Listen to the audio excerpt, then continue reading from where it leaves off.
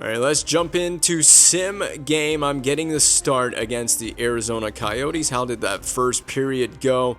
Well, I did give up 2 as I saw Michelli and Schmaltz scoring on me. How did I fare in the second? God, the sim is not doing me any favors.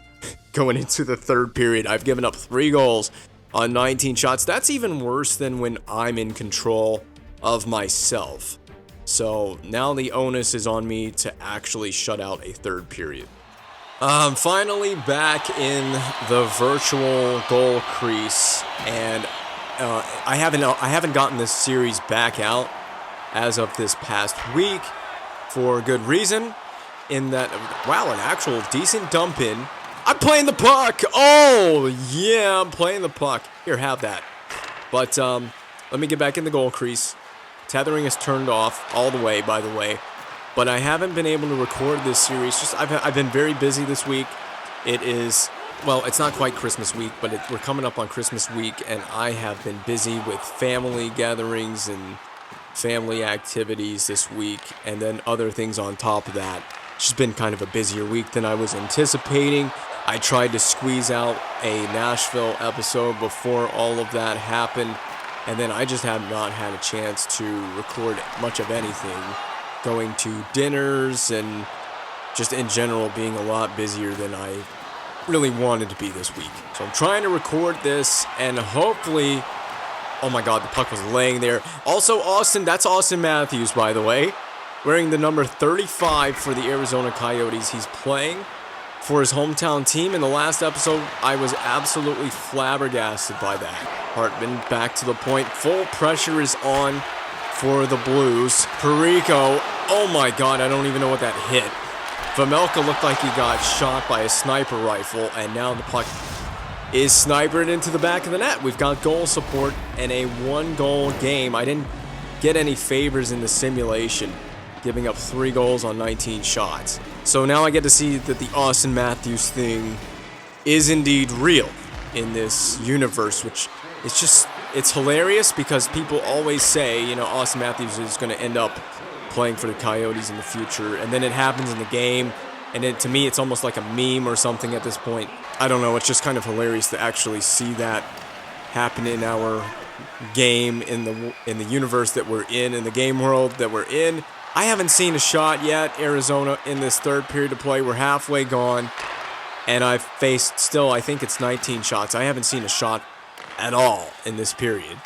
It's not going to help me get back-to-back starts. There was some chaos going on in front of Vejmelka, and we hit the goalpost, so somehow the puck didn't end up in the back of the net. We need another one before the period ends, obviously, to try and at least force overtime at a minimum. That got blocked down, so I don't even think I saw a save on that. That's a tremendous stop by Vejmelka, and that keeps the game at a 3-2 lead for the Coyotes. Carrier to Hayes. Save, rebound, save again, and it is bumped out to center by Michelli and the Coyotes.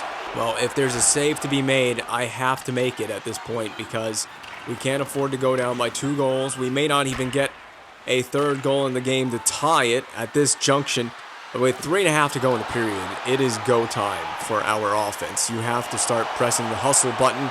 Edler is pushing the hustle button for the Coyotes. He drops it back to Dursey. It's in front. I'm already down to the butterfly way too prematurely there.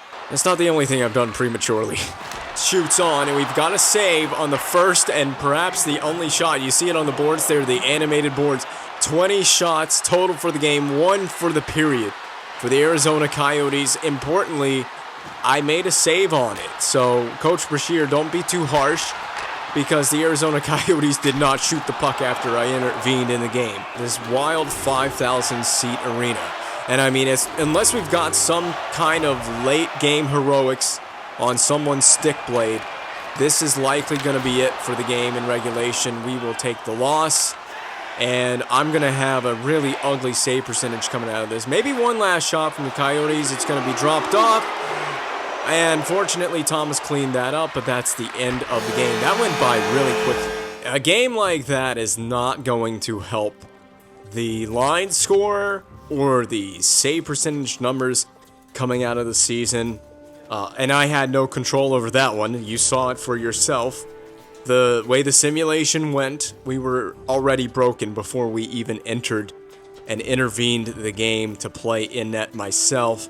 And then I only saw one shot. What am I supposed to do with one shot faced in the third period of play? I could have easily gotten back to 900 had they just put, had they peppered me with about 10 and I make 10 saves, we're all good, right? Hey Vince, there is a local event for wildlife protection. Do you want to go? These events can be tiring. I need to save my energy for the ice. See, exactly, Agent McKay. I'm glad you understand. You should leave the wildlife protection events to Smokey the Bear. Remember, only you can prevent forest fires. God, what a swift change of heart from Coach Brashear. This is the Nashville game the night after playing in Arizona, and he's giving me back-to-back starts. See this? I have the start against the Predators. So I don't even know how to approach this news that I'm getting back-to-back starts in back-to-back games. I mean, my hips and groin are going to turn to dust after this game. Hopefully the simulation is a lot nicer this time, please. So first period, and it actually goes in my favor. John Klingberg on the power play has the only goal in the game, and I face 10 shots and I make 10 saves in the simulation. How does the second period go? Okay, I mean, I can live with that. One goal on 19 shots, I can live with that intervening as... I already forgot the first name of the player, but Evangelista has the only goal in the game for the Nashville Predators. It's up to me to now shut the door in the third period.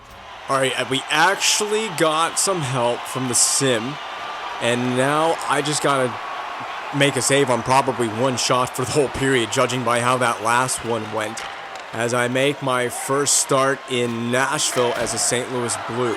Nashville looks so different on the boards there, where you can see where it says lounge in the corner.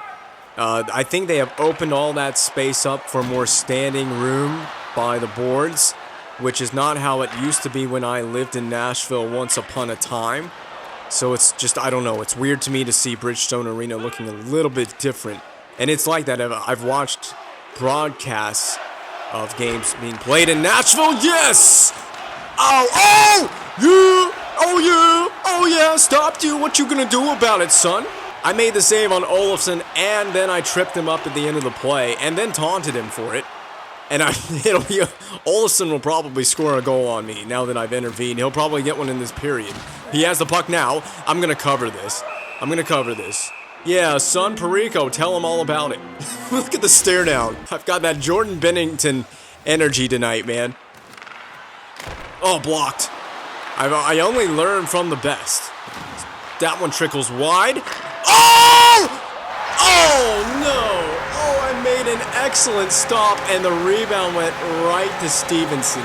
I got to be super careful. I think I'm clipping the microphone. I've turned down the interface volume. What am I doing in the goal crease? Look, this was a great save, though. That initial first save was excellent.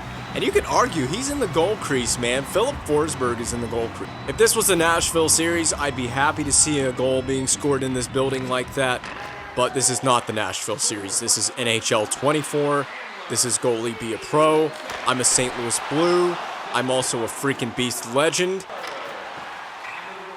What the hell kind of dump-in was that, Philip Forsberg? The puck went out of play. Forsberg's stupid dump-in has resulted in a neutral zone face-off just outside of our defensive zone. The Predators possess, but back in their own D zone. Is that Owen Power on Nashville? What the hell is Owen Power doing in Nashville? I think Owen Power is a Nashville Predator in this universe. Yeah, that's him. Why in the hell would Buffalo, I'm assuming, trade Owen Power? I'm guessing they traded him. I don't think he would be a free agent acquisition. But how would you, we've got to save on Owen Power. Why would you give up Owen Power? I'll tell you what, I've got the power. I've got the power to make saves. I have shown up beautifully in this third period of play against Nashville, aside from the one goal. But it was a rebound I had no control over. That was a beautiful one-time blast from the stick of Kevin Hayes. And back and forth we go. And Nashville gets one on our end of the rink, and then we come right back down and we power one home to put ourselves back on top in the game. I've had no problem in doing so far for the most part, but I gotta shut the door here. We cannot allow the Predators to tie the game again. That would help my numbers look great. And also, we want to get a victory here. I gotta say, simming the third, just playing the third period, it's crazy how fast the game goes by. I mean, I know I'm only playing one period, but the period length is at 4 minutes. And it just goes by so quickly. It kind of blows my mind. Down low to Thomas. That's saved on the short side by Saros. Full pressure now for St. Louis. Hayes back to Perico, who's not even facing the play. And it goes back to Perico. Shot on, turned aside by Saros. We are still in full pressure. Under 5 to go in the game. LeBlanc is by his lonesome, so that means he will probably turn the puck over. I was going to say he was probably going to take a shot, but the turnover works well enough for me. But we turn it right back over. Power shoots. Blocker side save. That's pretty routine. Oh, that's not routine. Coach Bashir, you saw that. That would have gone in my net, and it wouldn't have been my fault. That went off the stick of my own teammate. McDonough blocked, though. We're going to get back to this short side post. Now the other side post. Get up on our feet. It's going to go to the corner. Roll out play from the Predators. Saad has got to get this out. Under pressure. Under duress. Bushnevich out of the zone. And it is help from Perico to get it out. 1.5 minutes to play in the game. Not far from empty net scenario for the Nashville Predators. Graves does a little loop-de-loop in the neutral zone. It ends up going to Bushnevich anyway. Perico fires on. And a 5-hole save from Saros. This is the biggest rush play of the game here. Predators have drawn Saros to the bench in favor of the extra man. He just now arrives on the bench. A big block. And now McDonough up to Duchesne. This will be it. We have to make a save here. We're going to see a shot. We have to make a save. We do. That's with ease. Yossi to the corner. Duchesne at the horn. And we have taken victory. And I let one in. But other than that, that could have been easily a shutout third period. For me, Jordan Binnington, this goal crease is mine. If Jordan Binnington is even still here, I have no idea. That's a lot more like it. I had a .923 save percentage. I forgot that I didn't need to see 30 shots for once in a game just to get to 900. What a change that is. And I get a plus 29. That's a big bump in the line score.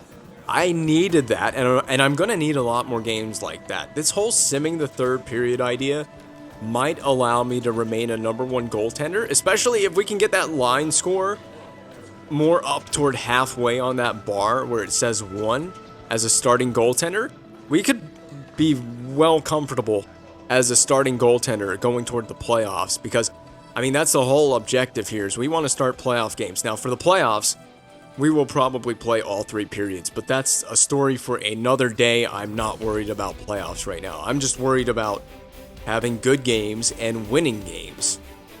Well, my God, I don't believe it. 3 consecutive starts for the first time in the career mode. And we are going to be playing the Seattle Kraken back on home ice.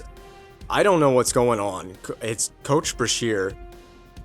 He's under the influence of something. I don't know what he's under the influence of, but he's given me a 3rd straight start. He's under the influence of my excellent goaltending abilities, and that has got to continue in the simulation against the Kraken. First period, and we give one up on 9 shots. Could be a lot worse than that, let's be honest with ourselves. Second period, okay, 2 goals on 23, could still be a lot worse than that. We just have to go in and shut the door in the third period of play, and I need some goal support for once. I need somebody to score a goal at least for the St. Louis Blues. 3rd start in a row. I don't know the last time that this happened in a Be a Pro episode at all, going back to NHL 23. It happened sometime in NHL 23, but I can't tell you the last time it did happen because the last season I played in NHL 23 went poor. It went very horribly wrong. And, oh my God, Zuccarello with that's a very... You gotta be kidding me. That's the 2nd time this has happened this season. Except it's not Ryan Graves. He was on the ice. Or maybe it is Ryan Graves. Or is it Perico? Who put this in my net? Oh my... Ryan Graves was there. It's the curse of Ryan Graves again. It doesn't even matter if it was even him or not. He's just in the general area. And so the curse lives on. That Ryan Graves would score on my own net. I should have just held on to the puck. And that's what I get for frantically playing the puck on this team. I've never seen that happen so consistently in a previous Be a Pro series like this year. It's the second time this year I've tried to hand a puck off to my defenseman, and instead of him grabbing it, he just kind of swats it into my net. I mean, it's kind of damned if you do, damned if you don't, right? If you hold on to the puck, D-zone face-off, and who knows what could happen on a D-zone face-off, although some people would say that it's worth the risk of taking a D-zone face-off. You're just trying to make an innocent play to your defenseman like any NHL goaltender would do. They're your defenseman. You would assume they would know not to put the puck in the back of your net. They're supposed to be putting it into the other team's net, but you just try to make an innocent little handoff and the puck ends up in the back of my net because of my defenseman's inability to corral the puck and control it from there. I'm telling you, I shouldn't have to be worried about whether or not my defenseman can handle a simple handoff play in the goal crease. It's just ridiculous that has happened to me twice. That's a save on Tolvin, and I was moving away from the short side, and the game gave me a save in return. It's about time, though. So I'm at a point in the game, I need to see 30 shots. Minimum. I do. I've given up 3 goals. I think I had, was it 23 coming into the game? I haven't even seen close to 30. Is that even a save? I don't even know if that's a save. I've also just remembered that I need to pause at some point, and that's a good hit on Bjorkstrand. I need to pause and get a thumbnail. So that shot, I think it was McCann. I don't know who took the shot, but it was a save. It looked like it had deflected wide, but I actually got a stick on it, and it is probably the thumbnail for this video. So this is kind of a good thing and a bad thing all at the same time. Seattle being on a power play. I need to space some shots because I need to get the save percentage back. Oh my God, what a whiff on it by Perico. So Shane Wright, God, a breakaway save does not get any easier than that. I was fully prepared to go all out, flying poke check, something of that nature on that breakaway. And Shane Wright made it as easy as it possibly can be, just taking a little dinky wrist shot off the rush. It's the only shot that I've seen on the power play so far. Now, we can't have any more mishaps on the blue line if you're a defenseman handling the puck on this penalty kill. We got away with 1 breakaway. I can't have another. Zuccarello, save, rebound, and I'm just going to cover it and learn my lesson. There you go, 28 shots faced for the game. So there, I just need to see 2 more and make a save, and I'm good to go. And I couldn't even have played the puck on that last possession anyway. Zuccarello was standing all around the goal crease. I didn't have a defenseman to help me out or potentially put the puck into the back of my net. There's another shot from Tanev. We're going to recover to our feet. And, oh my God, I hate it when they handle the puck in front of the net like that. So now I've got 29 shots. I just need 1 more from Seattle, and I need a save. Look at how Vince Dunn can handle the puck cleanly on a handoff from his goaltender, but my guys can't. That is the hardest the puck has been rimmed around. And who did I hand the puck to? It's back out to center now. It doesn't matter. Maybe EA has patched that, the whole dump-in speed by the computers, because they never dump the puck in hard enough that a goaltender can play it, much less myself. Well, obviously, we're not chasing victory. We're not even chasing a tie. This is all about personal numbers now. Personal numbers would be great, actually, had, was it Perico? Had he not scored on me. That's a bad turnover. Get a pad on that. Yes, you got to be always aware as a goaltender and expecting the puck to end up somewhere on your net, even if you're not expecting it. 1 more shot, Seattle. I don't even know if I've seen 30 because we did have that puck trickle in on me. Tanev, centering. I'm just preparing. Hinge on the post, now back out. Done. To McCann. And is going to fumble around in the D zone before we finally get it out. But 10 seconds to play in the game. Don't think I'm seeing another shot on goal, but hopefully I don't face a heavy minus coming out of this one. Well, we did get back to 900, and it's still not good enough. It is only a -9, so I guess I can live with that for now.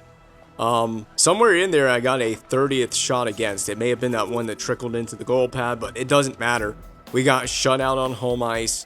I didn't get any goal support at all in the simulation or after intervening, which is pretty rare. I usually at least get 1 goal when I intervene, but I didn't get any help from my defenseman either, putting it into the back of my net. That made the numbers look a lot worse than they should have. So just put a little asterisk beside that save percentage. We know it should be higher than that.